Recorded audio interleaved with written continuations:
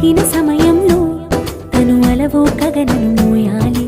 సొగసుని పొగడమే తన కలవాటైపోవాలి. పనులను పంచుకుని మనసుంటే ఇంకేం కావాలి. అలకని